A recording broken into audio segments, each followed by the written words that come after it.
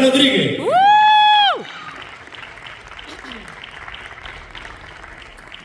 En el silencio del encierro, una niña escribe para no desaparecer, y en sus palabras encuentra libertad. El diario de Ana Frank trasciende el tiempo y se convierte en un legado eterno. In the silence of confinement, a girl writes not to disappear, and within her walls she finds freedom. Anne Frank's diary transcends time and becomes an eternal legacy.